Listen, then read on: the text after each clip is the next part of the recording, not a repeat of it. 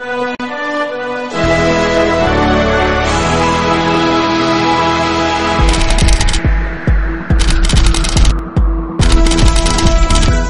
bénirai ceux qui te béniront, et je maudirai ceux qui te maudiront, et toutes les familles de la terre seront bénies en toi.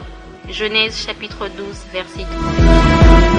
Les 4 faits historiques que nous relevons dans le présent reportage démontrent que la nation congolaise a désobéi à la recommandation biblique précitée.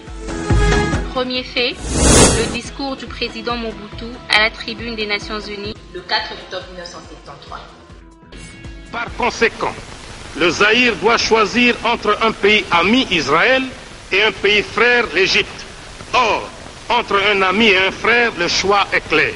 Et nos décisions sont prises en toute indépendance et en dehors de toute pression.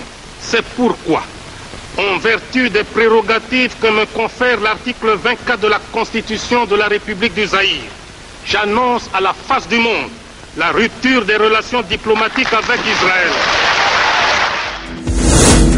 Deuxième fait, l'haïtianisation ou en d'autres termes, la nationalisation des biens et avoirs des ressortissants étrangers qui a eu lieu au Congo, ex-Zaïre, en 1974, a dépouillé plusieurs des expatriés, parmi lesquels on dénombre des membres de la communauté juive.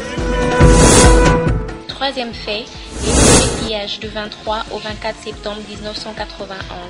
Ces pillages ont dépossédé l'ensemble des expatriés, parmi lesquels figuraient plusieurs membres de la communauté israélite du Congo. Quatrième fait, les pillages de janvier 1993.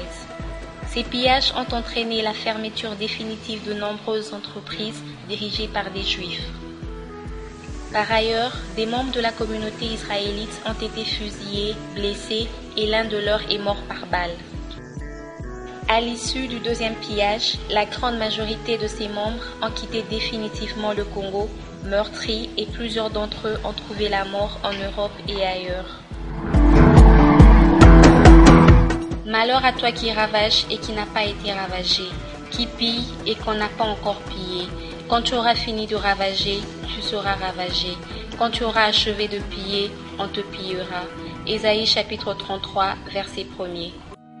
Pour nous réconcilier avec le peuple juif, élu de Dieu, et ôter la malédiction qui pèse sur le Congo suite aux faits précités, la nation congolaise doit, conformément aux Saintes Écritures, demander pardon à l'ensemble des victimes de la communauté israélite de la RDC et poser des actions pour réparer les torts causés. C'est ainsi que durant 3 mois, au travers de l'action Beth Israël, différentes activités seront organisées pour bénir les victimes de la communauté israélite de la RDC et le peuple juif dans l'ensemble.